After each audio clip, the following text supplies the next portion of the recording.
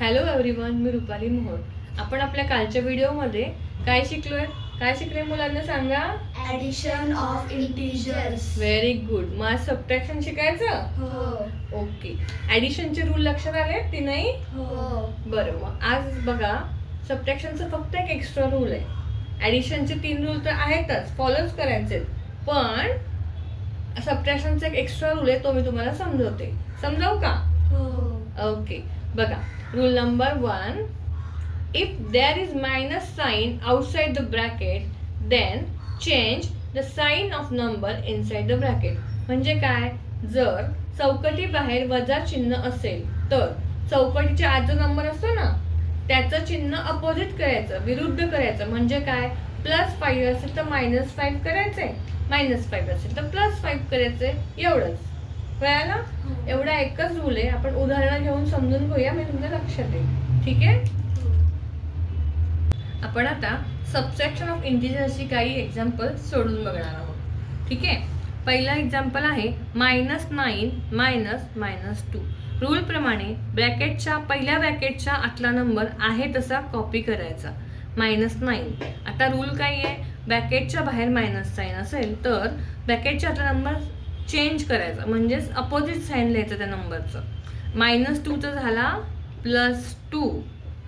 इथपासून ॲडिशनचे रूल वापरायचे. एक नंबर मायनस, एक नंबर प्लस असेल तर मोठ्या संख्येतून छोटी संख्या मायनस करायची आणि मोठ्या संख्येचं चिन्ह उत्तराला द्यायचं. बघा, 9 मोठा आहे, त्याला मायनस चिन्ह आहे. सो 9 - 2 7. -7 हे आन्सर झालं. कळालं? Example number 2, +8 -+1. रूल प्रमाणे पहिल्या ब्रॅकेटमधला नंबर आहे तसाच कॉपी करायचा आणि ब्रॅकेटच्या बाहेर मायनस चिन्ह आहे, त्या ब्रॅकेटच्या आतल्या नंबरचं चिन्ह चेंज करायचं.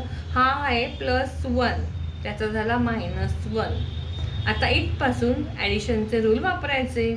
एक नंबर प्लस, एक नंबर मायनस, तेव्हा मोठ्या संख्येतून छोटी संख्या मायनस करायची आणि आन्सरला मोठ्या संख्येचं चिन्ह द्यायचं.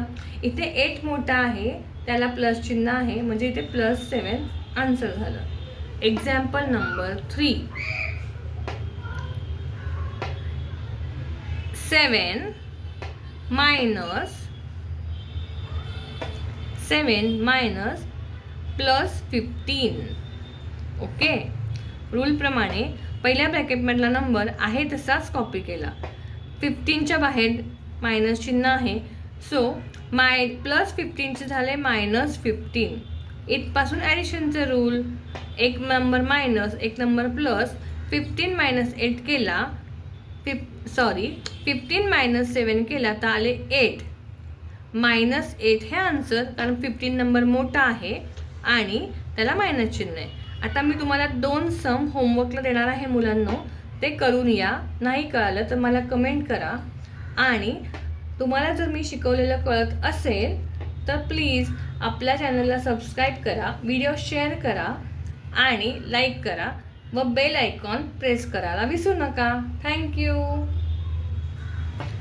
4 नंबरचं सम आणि 5 नंबरचं सम हे होमवर्कला करूया. उद्या मी तुमचे आन्सर चेक करेन. ठीक आहे? बाय.